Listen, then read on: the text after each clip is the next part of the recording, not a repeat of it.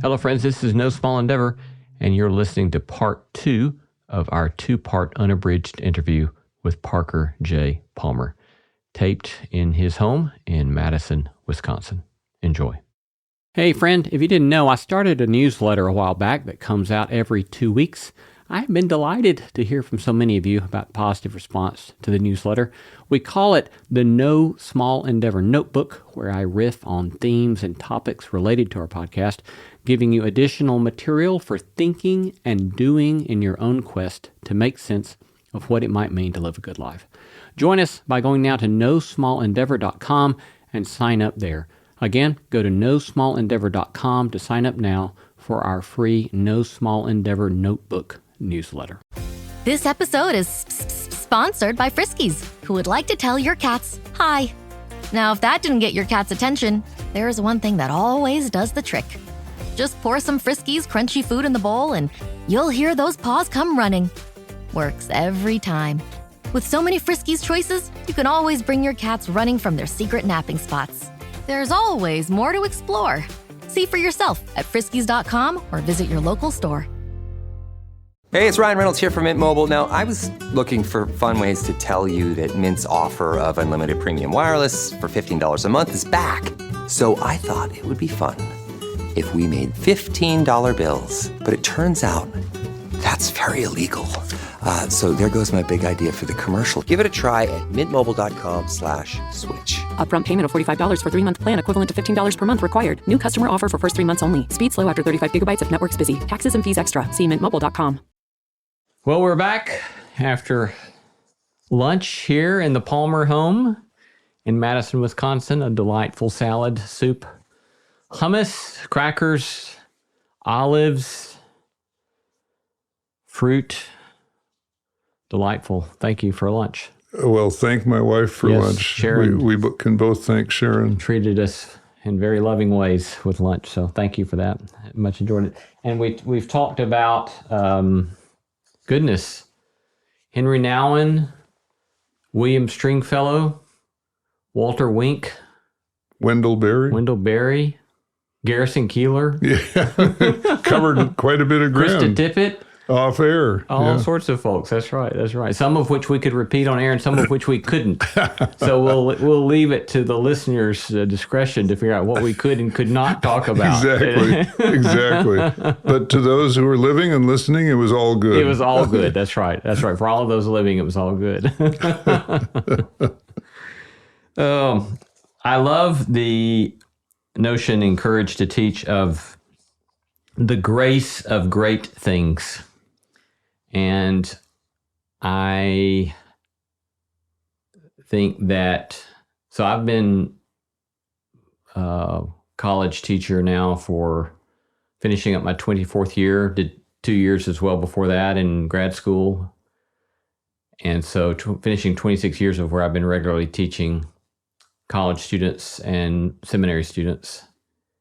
And I think if it were not for the grace of great things and great questions, I don't know that I could ever have sustained it that long. Mm-hmm. But when you think about the notion of the grace of great things, describe for people what that means to you and how that's compelling to you. It's a phrase I love, the grace of great things. And I, to the best of my memory, I stole it from the great poet Rainer Maria Rilke, who wrote that line in some reflections on the work of a sculptor that he had apprenticed himself to, whose name escapes me at the moment, a very famous French sculptor.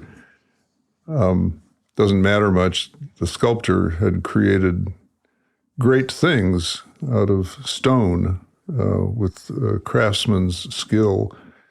And Rilke was in awe of beholding what was possible when nature and human creativity come together, either in the act of sculpting or in the act of writing a poem or in the act of doing science or engaging in any form of knowing. It seems to me that the world is full of great things, some of them tiny, some of them very large, and that the more we learn about any of them, the more wondrous the universe becomes. I don't find science as an activity that drains away wonder. I find science as an activity that increases our wonder as we learn more and more about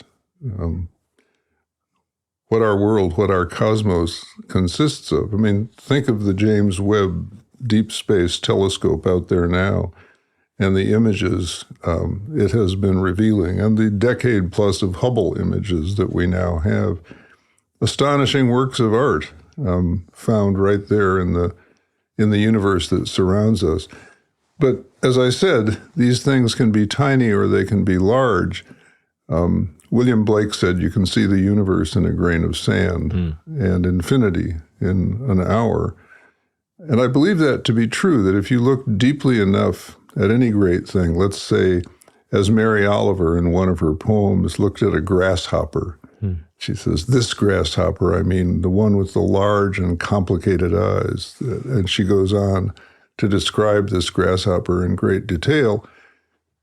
But as she does so, you realize that she's drawing you into a much larger world of creation through the complicated eyes of this grasshopper, which reveals a whole that is absolutely stunning in its beauty. It's a masterpiece, this universe that we live in, and it can be revealed in any of its parts by taking a deep dive into that part. So I think most of us who go into teaching, who go into academic life, we're drawn by the greatness of something, biological life, the amazements of history, the human psyche, the miracle of good literature. We're drawn by the greatness of something to want to open this gift more widely to the world. And we try to do that with our students day in and day out, to introduce them to the beauty and, again, the greatness of the world as we know it through this aperture, through that grasshopper's eyes, or through whatever it is that we happen to be teaching. And I understand fully what you mean. I don't know if I could have stayed at it for over a quarter century if it weren't for the greatness of those things. That's what drew us in the first place, and that's what sustains us. Our own fortunes ebb and flow, but that greatness will never go away. We will have students who get it and students who don't, but that greatness never goes away. Yeah. In your writing on leadership, you point to, I think you call them 5 beasts which threaten leadership. I want to ask about one in particular, insecurity about identity and worth. And one thing that strikes me about the notion of insecurity is how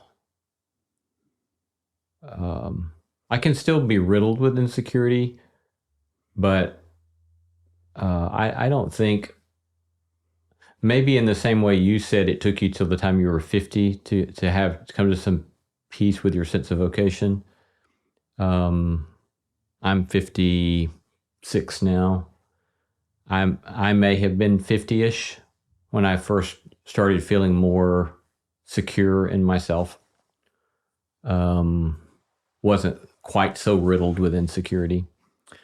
But as you look back on your own life, what would be advice, what would be wisdom you've learned about avoiding the pitfall of insecurity? Let me say a few words first about what a deep pitfall insecurity can be. I think insecurity comes with the human condition. I mean, as people have famously said, we're born, we live, and we die. And that's a formula for insecurity. right there, right from the get-go. We live in a precarious universe. None of us knows when he or she is going to die, but we have this sense that everything we've worked for, everything we've ever achieved, everything we mean to ourselves or anybody else can be wiped out in an instant. And yes, it's true, everything falls away, right? Everything eventually falls away. We can talk about what remains, but eventually all the things we are normally attached to, accomplishment, success, landmarks of various sorts, fall away. And so I think what insecurity eventually leads us to is this frantic desire to control life and the desire to control other people.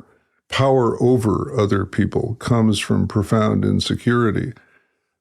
Show me someone who's flaunting a big ego, which basically says, I alone can fix this. I alone can save the people. I alone can remedy this situation. And I'll show you someone with profound insecurity about their inability to do exactly that. But they're projecting that insecurity by overclaiming for themselves, hoping to fool some people into buying the story they'd like to be able to tell themselves. So, insecurity is a recipe for fascism politically, and insecurity is a recipe for broken relationships on a political level.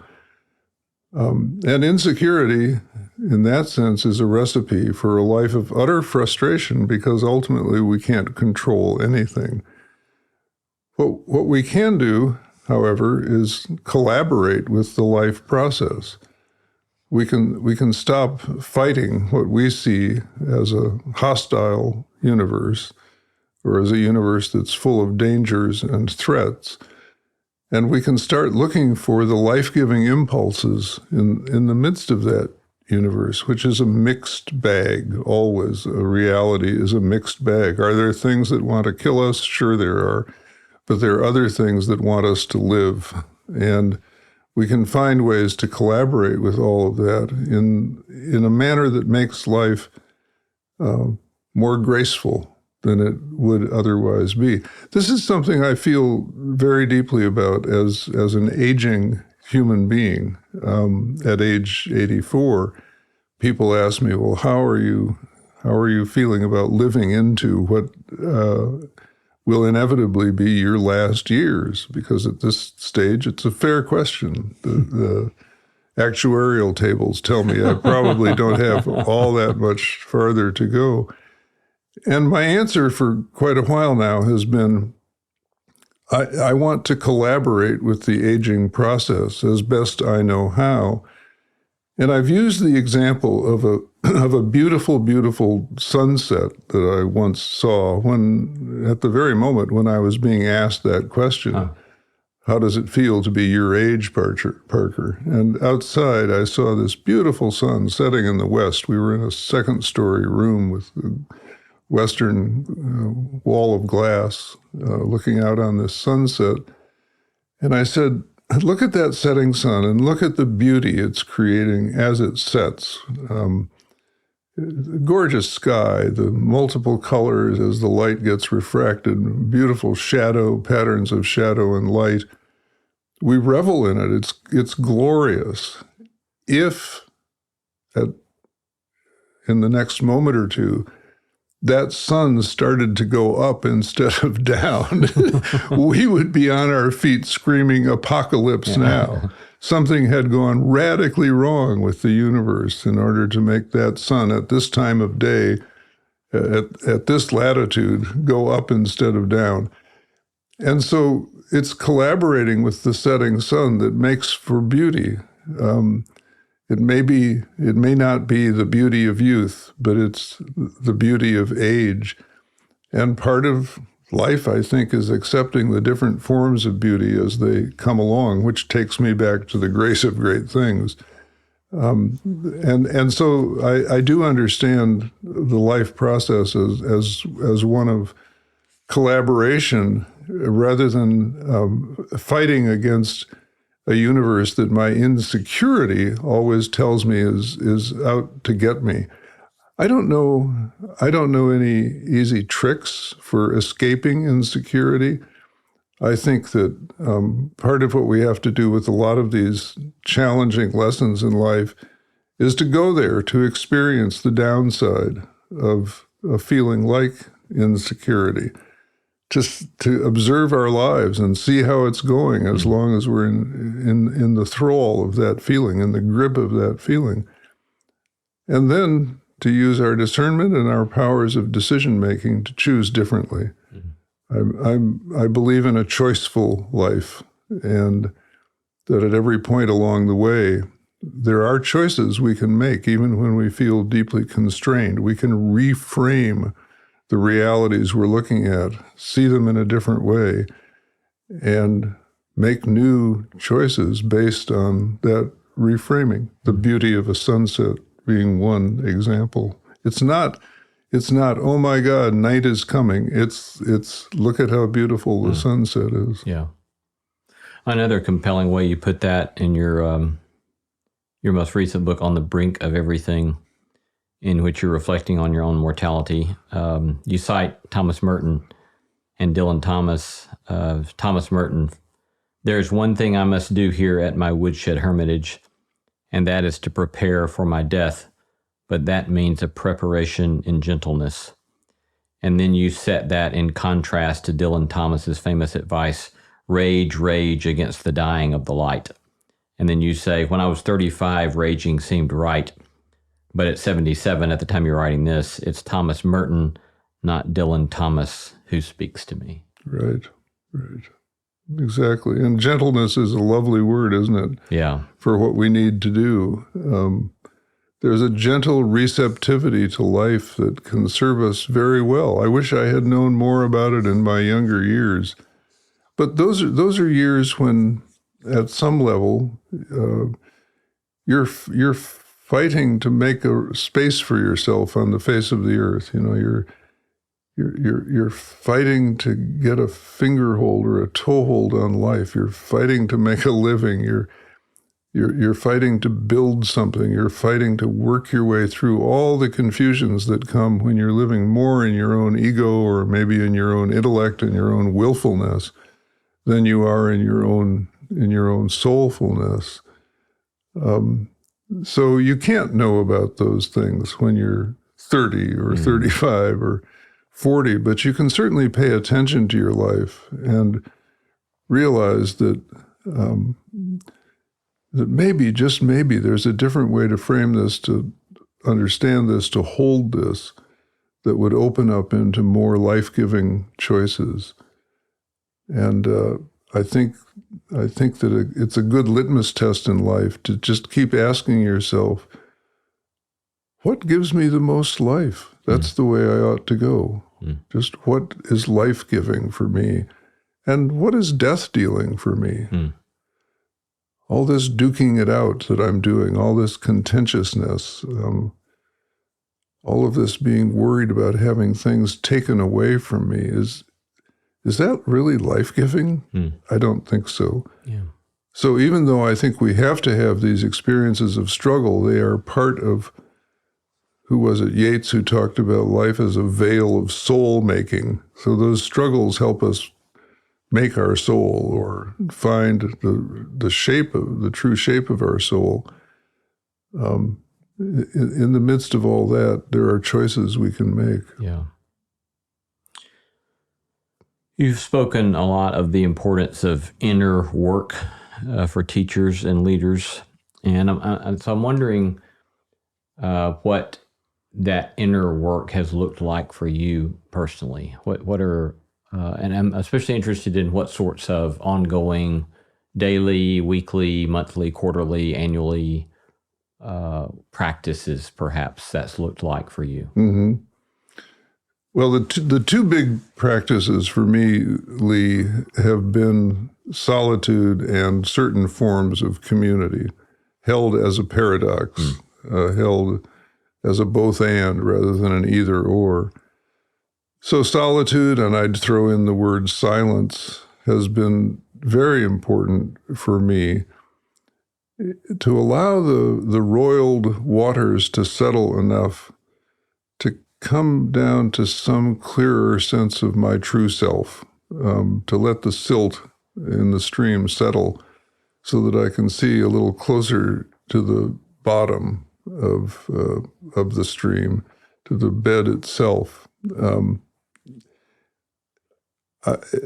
For me, there's nothing like a walk in the woods, especially when the weather is good enough to allow me to just sit at the base of a tree for a while and let everything settle. There's something about being in big nature that helps me release my ego, that helps me release the worries of the moment, that the message of big nature is, you're a very tiny, tiny piece of something much larger, more ongoing and eternal, something that is going to be here long after you're gone. And that helps put things in perspective. I need that perspective on myself, on my life, on the questions and concerns that I'm holding. And I need to listen to my own inner voices. And I say voices plural intentionally. I believe that each of us has a voice of truth within us. Each of us has an inner teacher. Each of us has a source of guidance about everything we face. When we're busy and distracted, we can't get at that source of guidance. But in solitude and silence, we can come a little closer. At the same time, we have other voices in there as well. We have voices of fear. We have voices of greed. We have voices of envy and anger.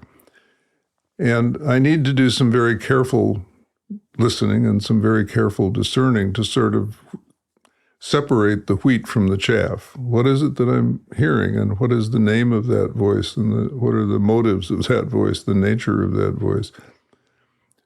But that's not always something I can resolve by myself for myself. And so the other pole of this paradox is community, and especially a small form of community that Quakers practice called a clearness committee, where I take the issue that I'm wrestling with, let's say it's a vocational decision, for example, to a small group of maybe 5 or 6 trusted people in my life with whom I share this struggle. I name it as clearly as I know how. I take maybe 10 or 15 minutes to just lay out the problem I'm wrestling with so that they all understand what's on my mind, what's on my heart. And for the next 2 hours, they are to hold me in that issue without attempting to fix me, to save me, to advise me, or to correct me.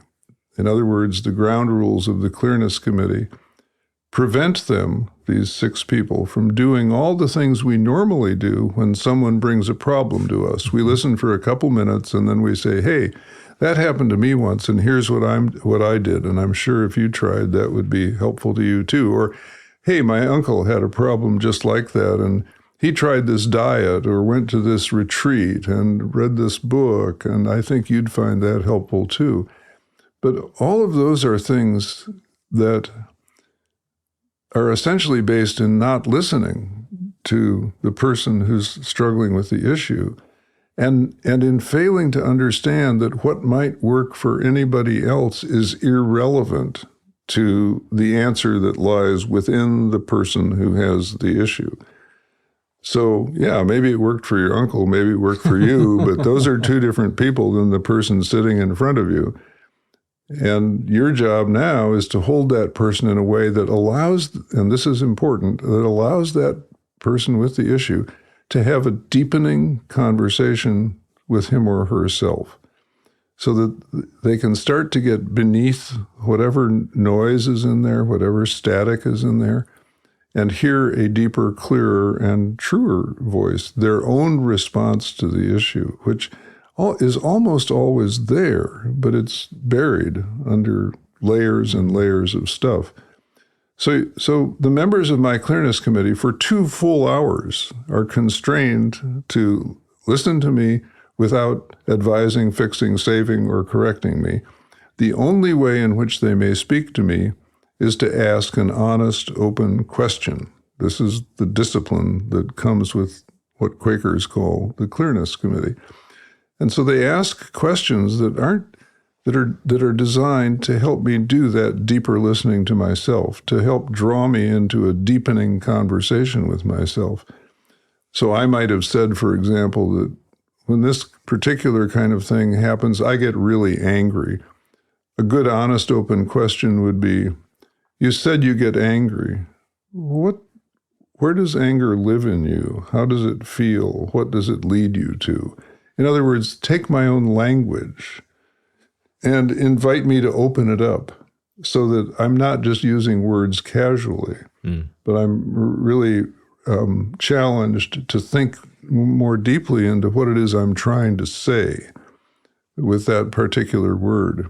So honest, open questions can take many, many forms, but it's a high art to ask honest, open questions because we are so accustomed to asking questions that are little advices in disguise. Yeah. Have you read Brené Brown on vulnerability? Well, that might be a good idea, but it's not a question. Right. It's a little bit of advice. And so when I have the privilege, which I invoke fairly often in my life, of gathering a committee of folk who will give me that 2 hours of unqualified attention to hold me, in a way to hold my soul in their hands and to protect the space for me to do my own reflecting, my own discernment, my own decision-making, I very often come out a lot better off than when I went in. So it's that oscillation between solitude and community that is, for me, an ongoing discipline of discernment and of a model of inner work, which is, I think, where we started with this question. And there's one more form of inner work that has become important to me over the years that I guess is maybe this belongs more in it belongs more in the solitude category, but it's frequent with me, and that is that I start every day reading poetry, and I have favorite poets, and I have a growing list of favorite poets as I discover new people. There's a lot of them out there, and there's a lot of very good stuff out there. Poetry, for me, reading poetry is a very different experience than reading prose. Prose is generally pretty tightly controlled. The author is attempting to take you down a path that may well be worth walking, but it may send you off on your own path. Good prose will do that. Poetry isn't trying to take you down a path. Poetry is constantly glancing at possibilities, kind of out of the corner of the eye. Poetry is, as Emily Dickinson once said, telling the truth on the slant. Because there are some things that we're trying to understand about ourselves or about the world that are just too big to run headlong at and expect to be able to embrace them and comprehend them. We have to take them a little bit at a time by glancing out of the corner of the eye at this and that feature of these huge truths in order to sort of acclimate ourselves to them and to start to pick up the whole more readily than we might otherwise. So poetry is a particular form of expression that I find very nourishing. It feeds me. It, for example, may say, and this is always nurturing for me, I guess I'm not the only person who's wrestled with this question. I'm not as alone with it as I thought I was. But at the same time, that it feeds me, it frees me, because a good poem is in no way prescriptive of what I should do. A good poem is suggestive of possibilities, some of which, or many of which, were never in the mind of the poet to begin with, because poetry doesn't come out of that attempt to kind of set something up for the reader. It's more a pure expression of a struggle or an aspiration or an experience that frees the reader to think his or her own thoughts about it. So many things are coming to mind out of all that you just shared. Those three practices you just shared. I want a brief comment on two of those, and ask if you have any brief feedback on silence. In what ways do you think your own practice of silence, informed by your practice of Quakerism, is that something akin to or look like mindfulness meditation, or is it something different than that? It's a good question, and I'm not sure how to answer it.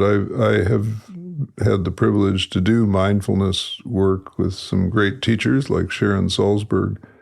One thing that will not happen in Quaker silence is there won't be a guided meditation or mindfulness exercise with someone calling to your attention that to which you might want to pay attention in this moment. It's not that I find that unhelpful. I think it can be helpful at times to be reminded to pay attention to your body, to pay attention to ambient sounds, to pay attention to what's passing through, but to let it pass through your mind. But Quaker silence is, I don't know quite how to say it, it's just being quiet and seeing what comes. And it depends. Quaker silence, Quaker worship, rooted in silence, has a very strong collective component to it. It's so strong that Quakers in the beginning and for a couple of centuries, and I think still to this day, there's a quality of presence that comes over a Quaker meeting when the silence is running deep and true that led Quakers to give it a special name. They call it a gathered meeting, a meeting that has been gathered in by the Holy Spirit, a meeting in which you can really feel the presence. Not a word is spoken, but collectively, you are doing something that human beings rarely do with each other, which is for more than a few seconds at a time, you're being quiet, you're experiencing each other's presence, you're feeling a larger presence than your own. And the Quakers call that a gathered meeting or a gathered silence. Quakers historically have believed in the real presence of Christ in the gathered meeting, just as fully as Catholics believe in the real presence of Christ in the Eucharistic act, which makes Catholics and Quakers, interestingly enough, more akin to each other theologically than either Quakers and Protestants or Catholics and Protestants. And so it's sort of like, they always say that in the far north, the Eskimos have 100 words for snow. And Quakers have a variety of words for the quality of the silence. And it makes a big difference whether I'm sitting in the silence of a Quaker meeting, which I don't get to do all that often and haven't in the past because of my traveling life and haven't in recent years because of COVID. But when it's in the silence of a Quaker meeting, that's one thing. When it's in personal silence, it's another. When it's in a silence that falls in the middle of a clearness committee, and all Quaker practices make room for silence as a member of the group. It's the way it often gets said. respect the silence just as you respect the other people in the group. It differs from one moment to the next, or from one type of discipline or exercise to the next. Yeah. That's fascinating. It's fascinating. I mean, just my bit of practice over the last number of years with different kinds of mindfulness meditation, other meditation, and a bit of just experimenting with silence. And then also just realizing, I have a few friends who occasionally in conversation, we can converse to the point of where we get to some silence and we don't rush to fill it in, and we can just be quiet for a little bit. And that seems to be a very special sort of experience. Absolutely agreed. I mean, for me, one of the big clues about the sacredness of silence is that you can't do it with folks that you don't know real well. Right. Because everybody thinks something has gone wrong. Right. We're being silence. Quiet. But my wife and I, or close friends and I, we can sit in this room, 3 or 4 of us, each of us reading, each of us staring out the window, being quiet for a long time, none of us thinking, wow, what an insult. Here we are together, Right. Yes. And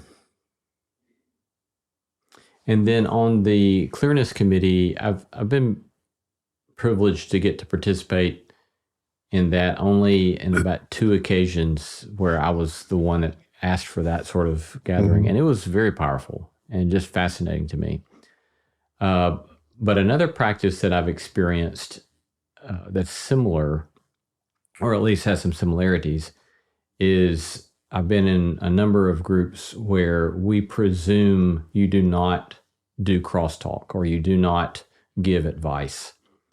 And moreover, that if you feel pressed to give some feedback, and in some groups I've been in, you just don't do it, period. But in other, I've got one group of friends that I've met with for 10 years or so, most Saturdays that we can meet. And in that group, our presumption is that we invite feedback, but we presume that we will ask permission to give it before we give it. So we'll ask, are you open to feedback? Mm. And so, and someone can say, no, I just want to share with you what's going on. But that sort of practice has been very fruitful in a sort of real vulnerability, because I know that I don't want somebody to fix me, right? I want them to listen to me. So yeah, that's beautiful stuff.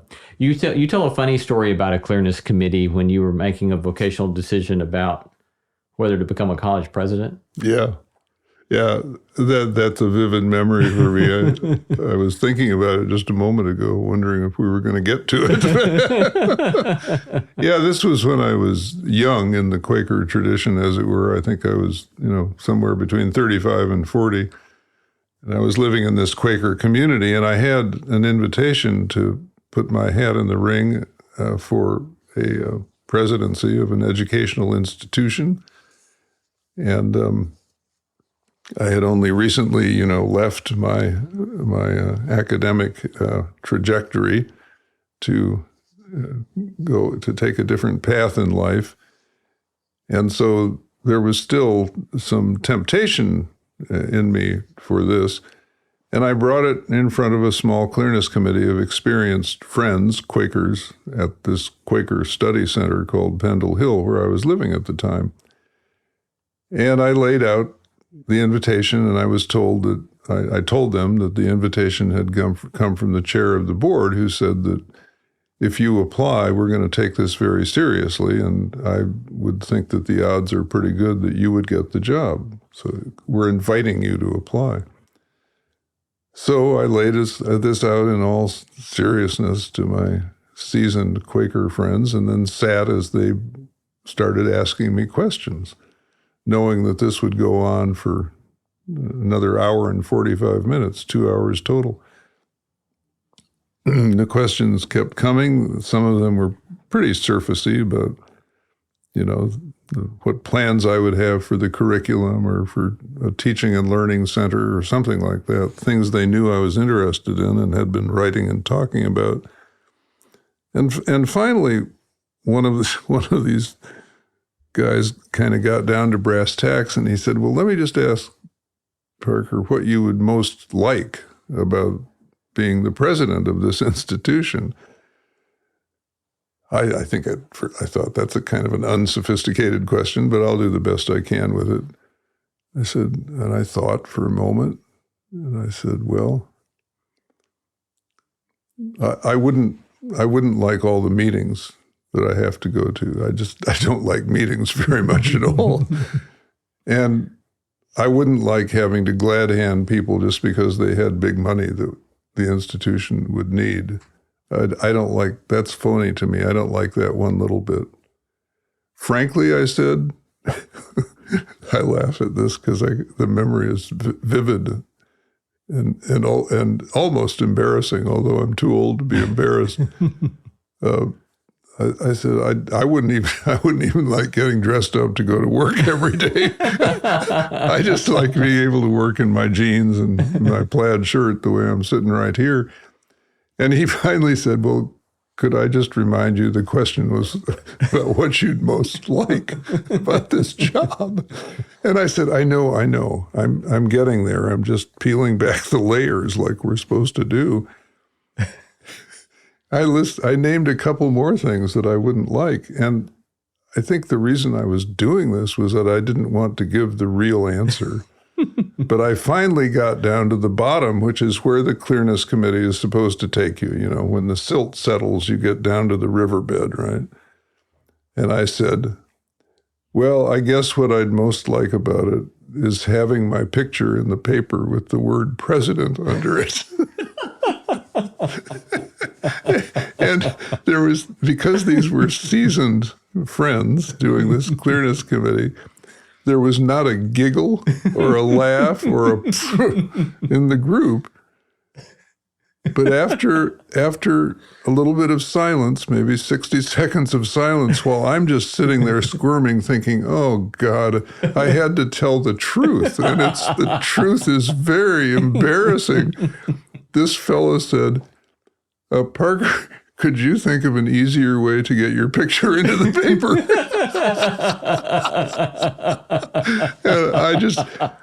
I tell you, I left that. The Clearness Committee went on, but everybody knew that this amazing moment of truth had come. And I left that meeting and immediately called the guy, the chair of the board, and withdrew. I said, I'm not going to be applying. I've just learned a huge thing about myself. And, you know, but that story stands for me as a reminder of the extraordinary value of the Clearness Committee, which I have subsequently phrased this way. I'm asked a question and I could lie about it in order to look good, mm-hmm. but the only person I'd be lying to is myself. Mm-hmm. And why would I want to do that? Because in this space, it has nothing to do with trying to convince anyone else of anything. It has nothing to do with looking good or putting on a show for other people, which is, you know, what a lot of us do. I was certainly doing it at that time. It has been so delightful to see more and more listeners like you sign up for NSC Plus. Our growing community is made up of intelligent and thoughtful people looking for a holistic approach to human flourishing. Signing up for NSC Plus is also a way to support the show and the work we're doing, and in fact, we depend upon that kind of support. But in addition to supporting the show, you'll get exclusive access to bonus content, and the No Small Endeavor you've come to love will be completely ad-free. In fact, you won't even hear ads like this one. So go to nosmallendeavor.com and click Join NSC Plus to become a member of our community today. Join for as little as $5 a month. Again, go to nosmallendeavor.com, click on that red button that says Join NSC Plus to become a member today. This episode is brought to you by Nespresso and Samra Origins by the Weekend Coffee Collection. Introducing Samra Origins. My collaboration with Nespresso is a connection to my roots, to my mother, Samra. Coffee that hits the right notes. It transports you. Crafted with unique notes and bold, soaring flavors. Experience a taste that moves you. Nespresso, and Samra Origins. Discover more at Nespresso.com. I'm always looking for ways to show my cat how much I love her. And with Fancy Feast gems, I can pamper her whenever I want with a savory gravy on top of a gourmet mousse pâté. The pyramid shape makes serving simple, so all I have to do is peel and plate to make mealtime feel extra fancy. And with 2 entrees in every pack, it's easy to turn every day into the extraordinary. Fancy Feast gems. It was about talking to myself at a deeper and deeper level. And here was a moment in which I had the guts to tell the truth. And the truth was that would have been a terrible vocational decision for me to make because I had all the wrong reasons and none of the right reasons. Other ways for you in which Quaker practice, conviction, you see it surface in various ways in your work or in the ways you've approached your work that others might not, those who are not familiar with the tradition might not be aware of?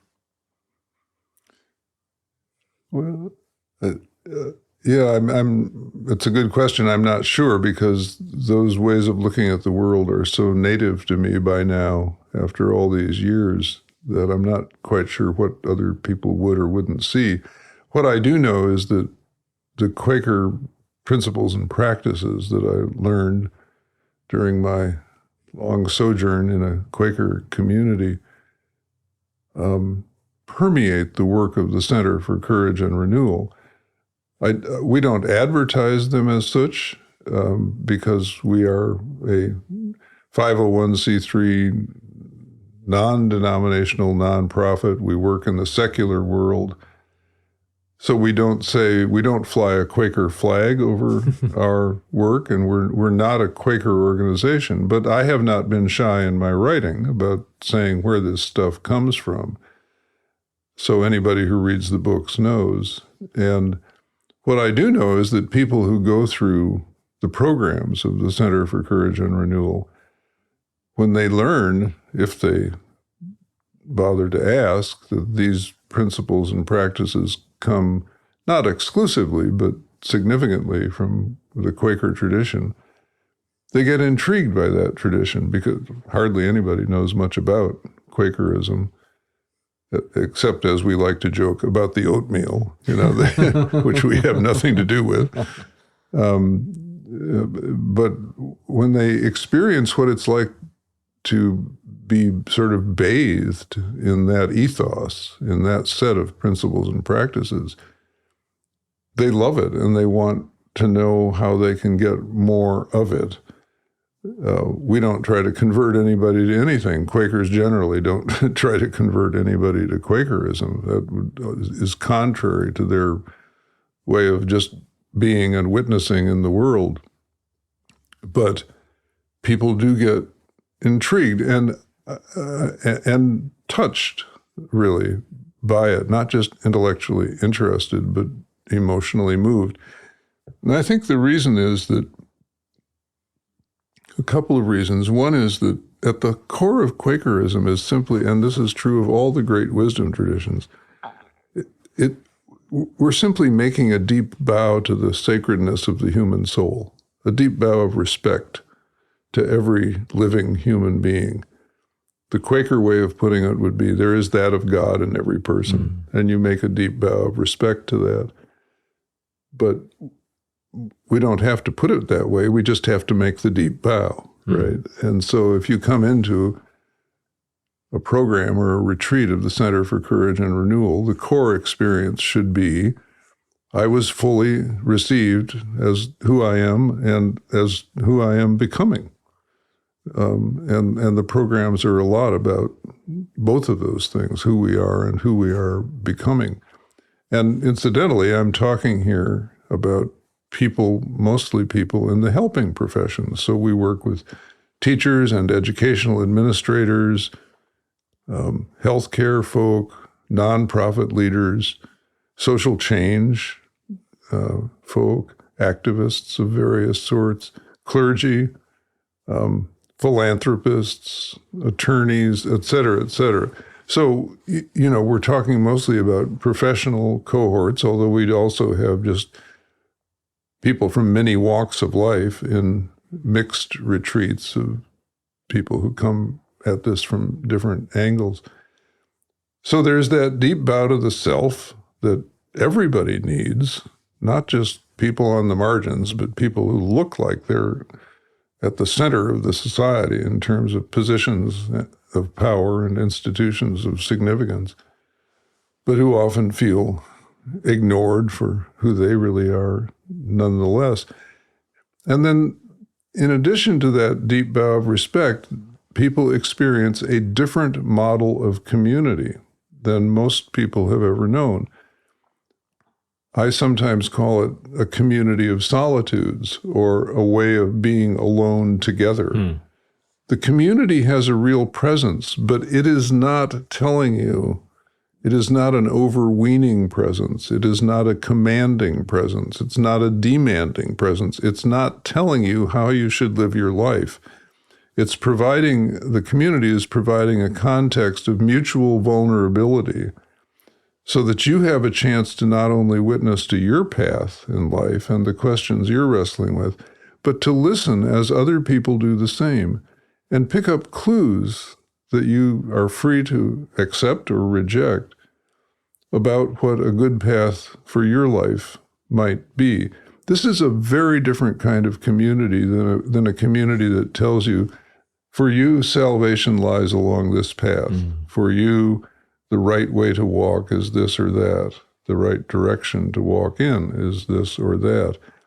So we have access to each other, which we all desperately need. There's so much loneliness and sense of alienation in our world right now. But we practice a form of community that keeps us from being invasive of each other's lives. What I like to think of this, Lee, as a form of community that is neither evasive nor invasive. So we don't turn away from each other's struggles. We don't turn away from each other's heartbreaks, nor do we turn away from each other's joys and successes. We're not evasive. Everyone's on the radar, but we're not invasive. We're not saying, okay, here's what you ought to do about that. Here's the formula. We're rather telling our own story. And so to lay a story of joy right alongside a story of suffering, it's just real life. That's the way it is. And people take great solace from being in a community or a collective where it's possible to do that without anybody, scoring keeping score or trying to win or lose something. Neither evasive nor invasive. Yeah, that's a phrase I want to hold on to. It's very helpful. You mentioned earlier in our day together your experience with depression, and you've written about this at some length. I was wondering if we could talk about that a bit. Sure. You say several places, I'm not writing a prescription, I'm simply telling my story. Why is that important to you to say that? It's important because depression comes in so many shapes and forms and from so many causes. And despite all of the science devoted to it, I think it is still not well understood. I have yet to meet a credible psychiatrist who won't say there's a lot about depression that's a mystery to us. At very least, we know that some depressions have genetic causation. Some depressions have biochemical causation, brain chemistry, and some depressions have situational causation. And a lot of depressions are mixes of the preceding three. Very hard to untangle those threads and to say what it is that dominates or what it is that needs to be treated in a given instance. There are psychiatrists who will say, if you can sweat it out, most depressions will just resolve themselves. There are others who say, yeah, but the risk of suicidal ideation or suicidal behavior is so great that we need to prop people up with antidepressants in order to get them through to the point where the depression might go away. They might become more functional again. There are some people who need to be on medication for the rest of their lives, and there are some people like me who have the good fortune to be able to be on medication for a while to kind of put a stable floor under their lives, but then are able to wean themselves off with the help of a doctor, off of those medications and go back to living medication-free. I never want to talk about depression in a way that makes anybody think, okay, that's the way I've got to do it too. I don't know how you ought to do it if you find yourself in that situation. Yeah. It goes back to being neither evasive nor invasive, I suppose. Yeah. When you think of your own experience, I think you said you went through at least maybe 2 seasons. 3, really. 3. Yeah. When you've been in those seasons, what are ways that you might try to get at describing what that's like, or metaphors for just getting at what it's like, to whatever degree you might be able? Well, let me say what I've said before in writing, which is that I'm very glad to talk about this topic because depression is so endemic. It's a pandemic of its own sort. And there are days when I look around our world and say, well, of course it is. This is such a depressing setting in which to live. And that it would actually, if I can glibly use the terms sane and crazy, it would actually be crazy not to be depressed in a world like ours. Depression, I think, I went through a period of depression myself, midlife, for about 2.5 years where I was gravely depressed. And I find it difficult to describe it. Gotcha. Yeah. How might you try to describe your experience? When I was trying to write about my first depression, which I was unable to do when I was in the depths of depression, I couldn't read, I couldn't write at that time. One of the things that depression takes away from you is your ability to concentrate. And I'd be sitting looking at a book and realizing that I'd been on the same paragraph for an hour. Yes. and hadn't turned the page and didn't even know it. So one of my first metaphors for depression, and I wrote a little bit about it this way, was lost in the dark. And later on, I don't remember whether it was in the first one, later in the first one, or in the second one, or then quite a few years later in the third one, it occurred to me that in its depths, depression is not like being lost in the dark. Depression is like having become the dark. And that's a significantly different metaphor. If you're lost in the dark,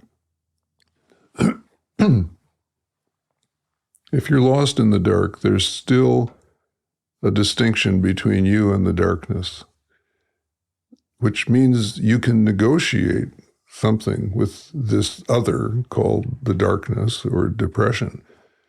You may not be able to see what's in the room, but you know you're in a room and you can feel around, maybe find a window or a shade to pull up or a light switch or a door to open or something that would suggest a way out or a way forward. You can do something if you're lost in the dark in a room. But if you've become the dark, there's no distinction between you and the depression. You are it. It is you. And at the depths, for me, that's how it felt. There is no reality in this world other than this darkness that I've become. It's a sense of utter and absolute isolation.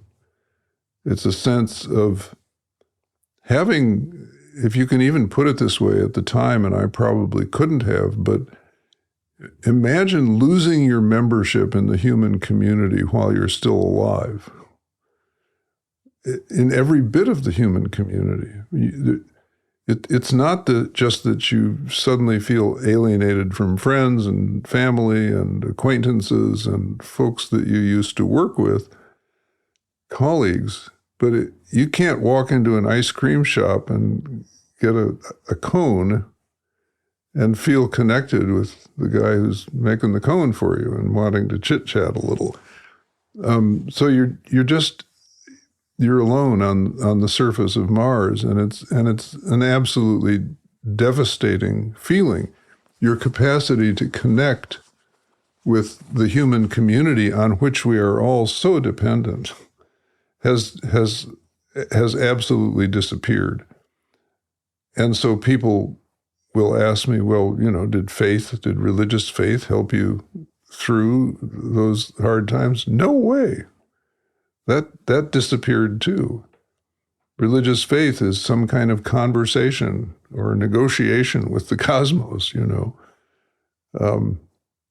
often with a community of people or an institution around that community.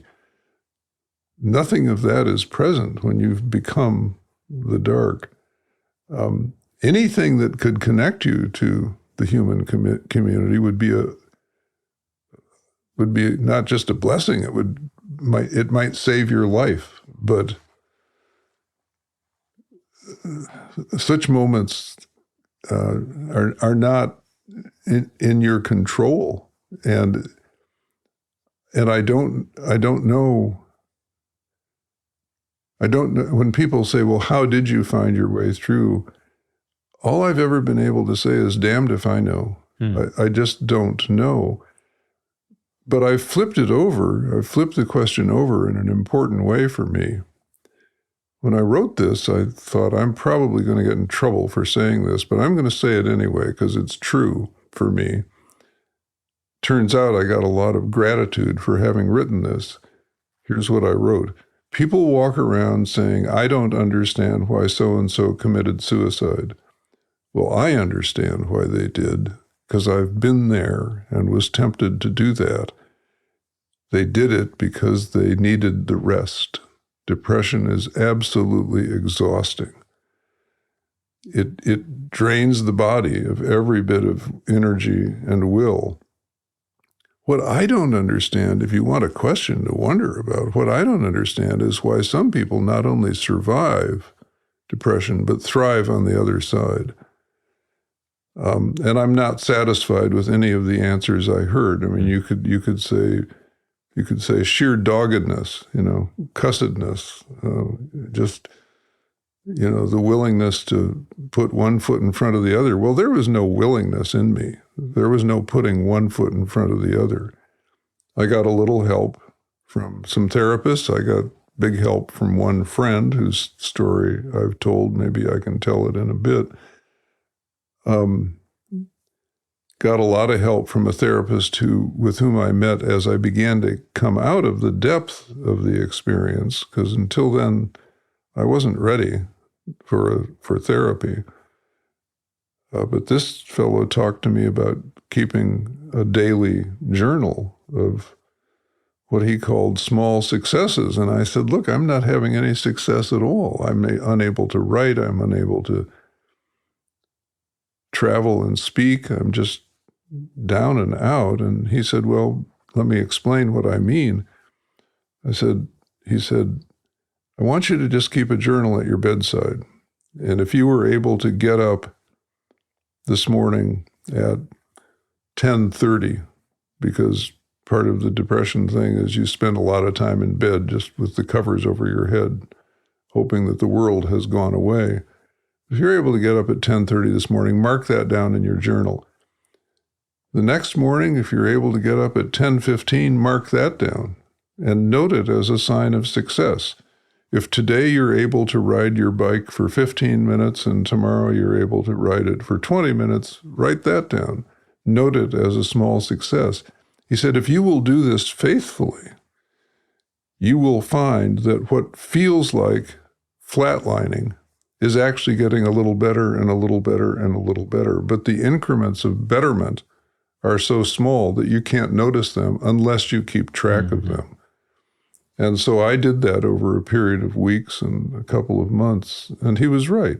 It helped. It helped a lot. And it became an encouragement to me to actually be able to see some improvement. And then maybe even to, at some point when as I started getting some energy back, to challenge myself. Okay, ride your bike for 30 minutes today instead of 20. And see where that might take you tomorrow. But life gets measured in those small increments when you're in a state of depression. Right. And that was a very powerful experience for me because up to that point in my life, I had been looking for the big wins, Let's write another book. Let's write a book that gets good reviews. Let's write a book that gets you a lot of speaking invitations with good fees attached, big successes. That wasn't happening anymore. And so I lost, this calculus by which to measure my life. But the small successes that this therapist invited me to pay attention to, I do that to this day. I'm 84 and I'm not doing some of the big things I used to do. And if I were still dependent on those as a calculus for my life, I might be in despair. But these days, I'm just grateful for all kinds of small successes as that sun sets, and I feel my own collaborating with it in a graceful way. I think this is what you were alluding to a moment ago, but you write about how one therapist suggested you see your depression as a, quote, hand of a friend, end quote. Yeah, that's one of another very helpful thing that a therapist did for me. And then there's a story about a friend, too, which maybe I can tell at some point because it was really important. And it's helped some other people as well. But this other therapist said to me, after listening to me for quite a while, he said, "It seems to me that you're imaging depression as the hand of an enemy trying to crush you." And I had to acknowledge that was a fair image for what I was feeling and experiencing and talking about. And he said, "Might it be possible, as you go forward, to reframe that as the hand of a friend trying to press you down to ground on which it's safe to stand?" Because depression is very much this feeling of being pressed down. And one piece of traditional wisdom is you just have to learn to carry it so that it doesn't crush you. You have to learn to stand up under it. But this image started working on me in a very important way. I realized that I had been living life at elevation. I'd been living in my intellect. I'd been living in my ego. I'd been living in an up and away kind of spirituality, which was all about transcendence. And I'd been living with a set of oughts that we talked about earlier, the noble ideals that I was trying to live into. Well, when you live at elevation and you trip and fall, which we do a lot in life, you have a long way to fall, and you might kill yourself. But if you're living on the ground with your ego under control, your intellect under control, all of your other faculties under control in a way that keeps you grounded with what's real and what's true for you and what you're gifted to do, you can fall, which you will, But just dust yourself off and get up and carry on. You won't die from falling if you're on the ground. So I was able to translate that image of the hand pressing me down to the ground on which it's safe to stand into something that became very workable for my life. It doesn't happen instantly, it takes time, but it's a kind of gut check for me. Okay, Parker, this feeling of disappointment that you're having right now that might lead you, that maybe threatens to take you into a deeper darkness, this little feeling of despair, is it possible that that's coming from an intellect that had a plan for something better, or from an ego desire that wanted more affirmation than you're getting from this? Reflect on it, think about it, and make adjustments accordingly. Get back to the ground. And it was very, very helpful to me spiritually, Lee, because it brought to mind Paul Tillich's notion that God is the ground of our being. And if we want to be close to God, we need to be close to the ground. And the story about your friend? Well, in the middle of my first depression, which had really knocked me off my feet, I never imagined that this would happen to me.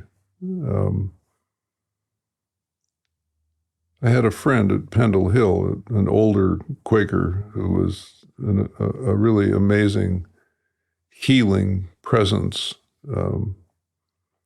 in the community.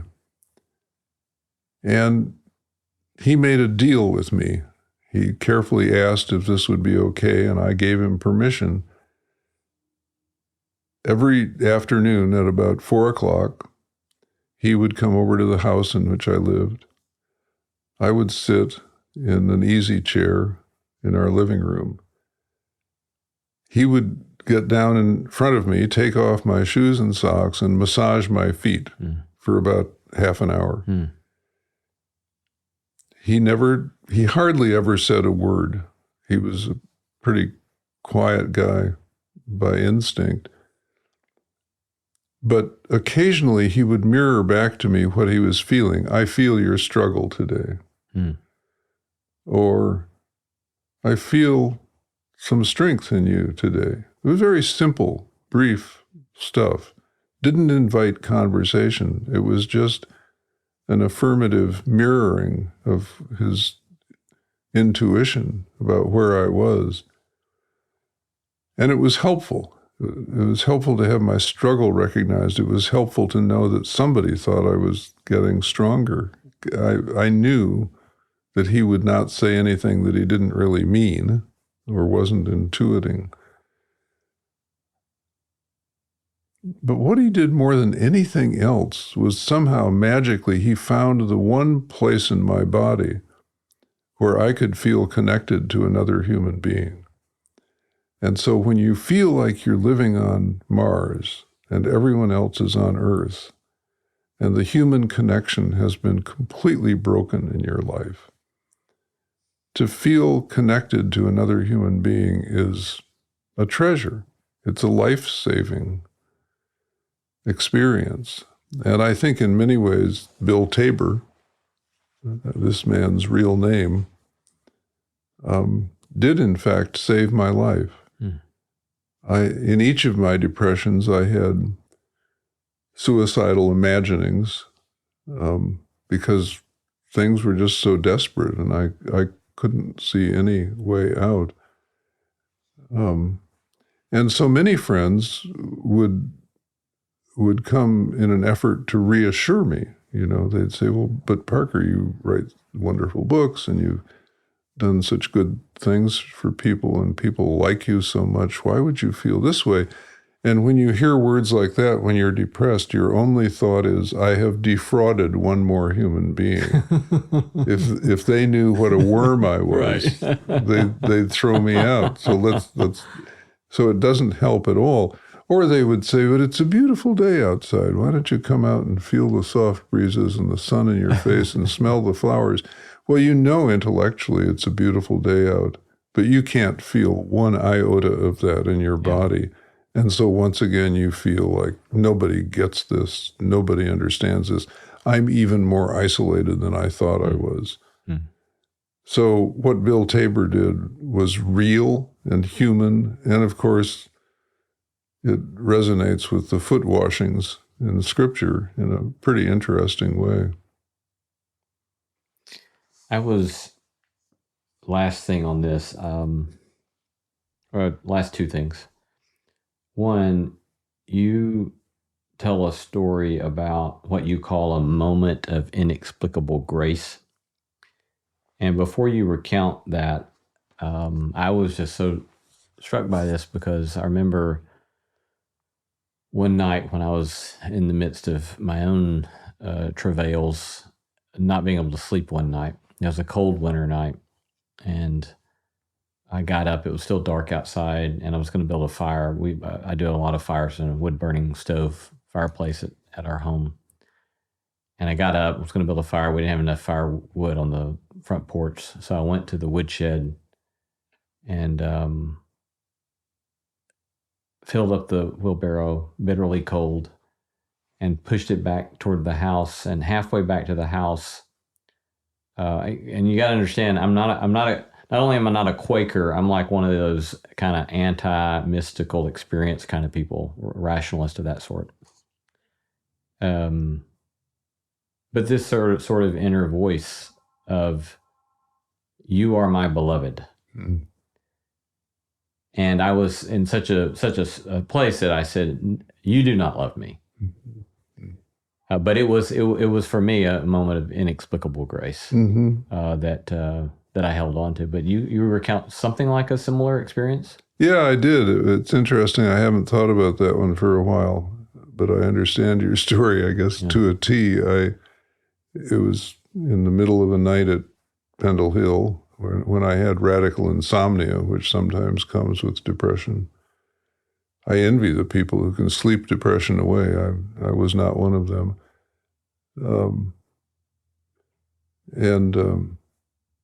I heard this voice within me, without me. I don't know. Say, I love you, Parker. Basically, I love you, Parker. I didn't respond aloud to it, but I was, like you, I was skeptical about it. I kept thinking, I didn't hear that. Or if I did, it was me speaking, to myself out of hope or desire, wish. Wasn't real. And I'm not sure I ever let it in far enough for it to become operational, but I've never forgotten it. Mm. And I think these days, I feel like, yeah, you do. Mm. Yeah, you love me. Mm. I wouldn't be here if you didn't. Mm.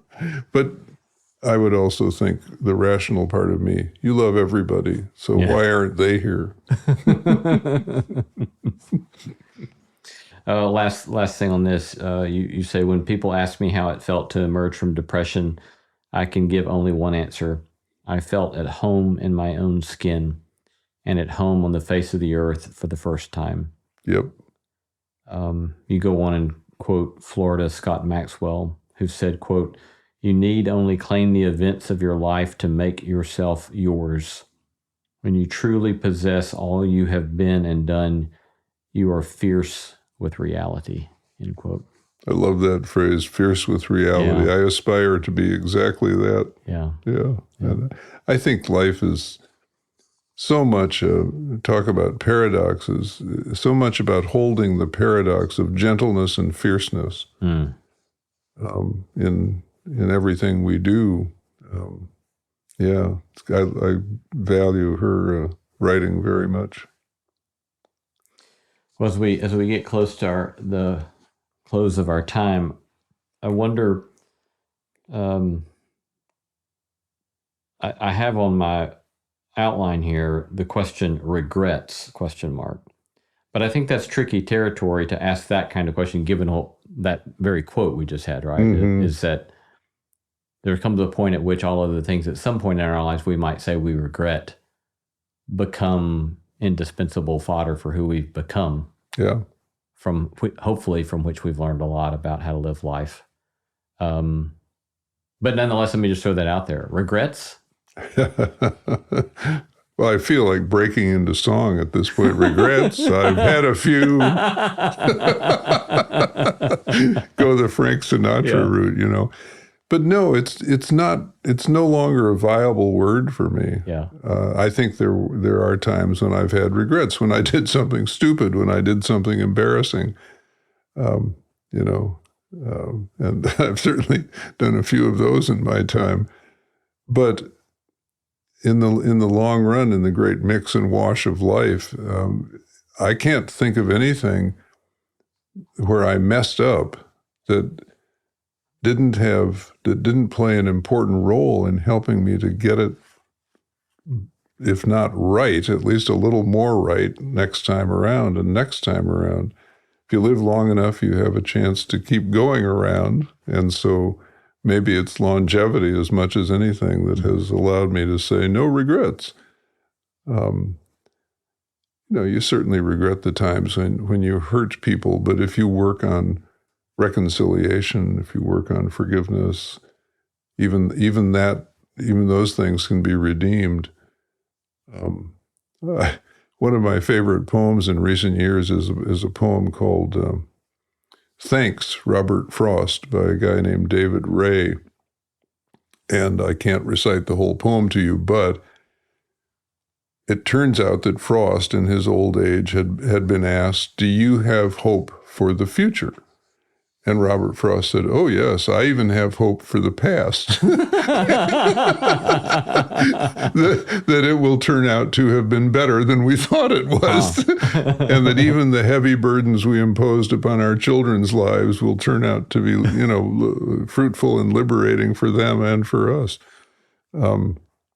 I'm very touched by that poem because it came to me at a time when I was already feeling I have hope for the past too, and I think it's a really important point that we always have a story about our lives that we carry with us and sometimes tell to other people. But even if we don't tell others, we're telling it to ourselves constantly, and it's shaping us as we go.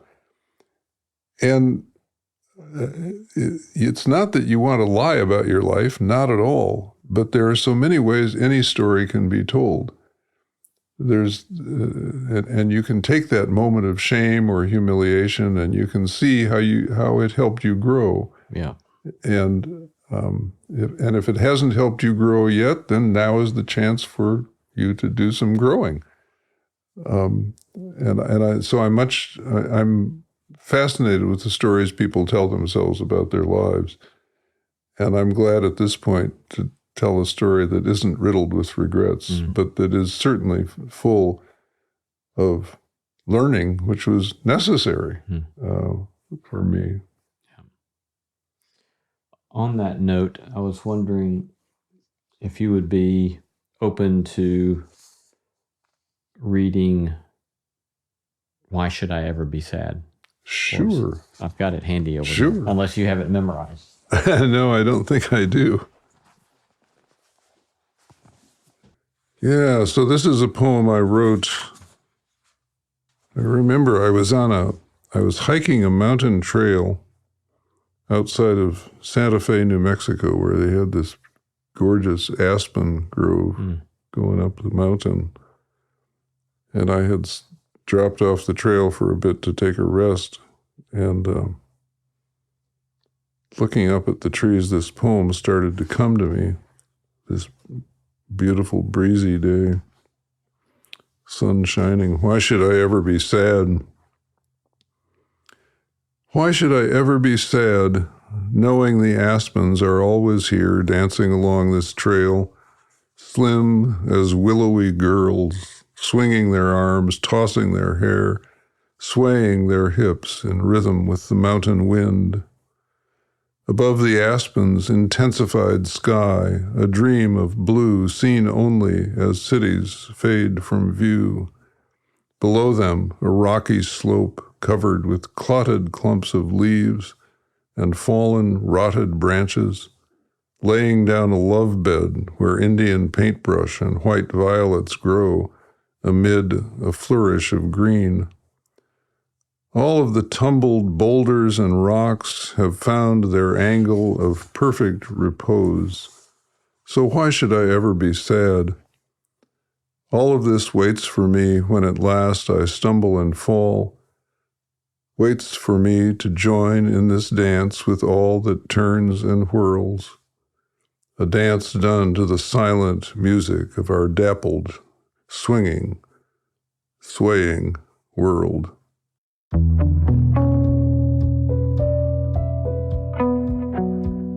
Been talking to Parker Palmer at his home in Madison, Wisconsin. I'm so grateful for your insurance hospitality today and your generosity with your time and yourself today, and moreover for your many decades of good work in the world. That's beautiful and compelling, and I thank you. Well, thank you, Lee. It's been a great pleasure to be with you, and thank you for your generosity and wanting to hear the story. Greatly appreciated. Thank you. Thank you. Thank you. Really appreciate it. Real pleasure. Yeah, it's been a delight.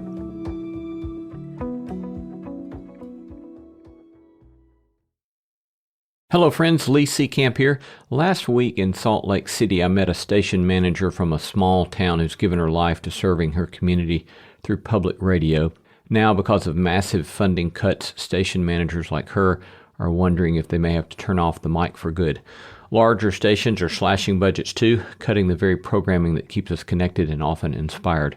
As a podcast listener, you may or may not know that No Small Endeavor is aired weekly on roughly 100 stations throughout the country. And given the current financial crisis for public radio, we at No Small Endeavor want to help. We're extending the time public radio stations can air our show for free, and we are asking you to join us. For as little as $5 a month, you can help keep No Small Endeavor on the air from Anchorage, Alaska to Jacksonville, Florida. Consider making it more, because by doing so, you're helping spread a bit more beauty, truth, and goodness to communities nationwide. Go to nosmallendeavor.com and click Join NSE Plus today. Help keep the airwaves alive with NSE. Hey, it's Paris. You know I love sparkly things, right? Like stars. Duh. And thanks to Hilton and AutoCamp, I just slept under them. Picture me, serving looks by the fire outside my luxurious Airstream, making s'mores with the kids, while a national park is our backdrop. The great outdoors meets Hilton hospitality. That's hot. Explore all the new ways to stay at Hilton.com. Hilton for the stay.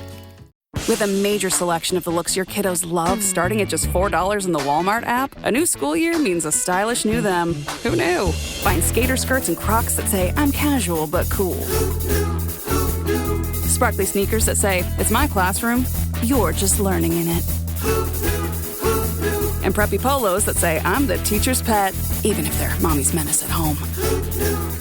Find their favorite styles starting at just $4 in the app. The Walmart you thought you knew is now new.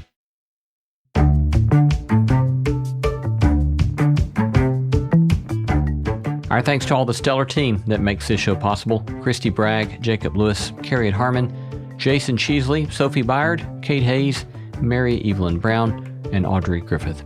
Our theme song was composed by Tim Lauer. Thanks for listening, and let's keep exploring what it means to live a good life together. No Small Endeavor is a production of Tokens Media, LLC, and Great Feeling Studio.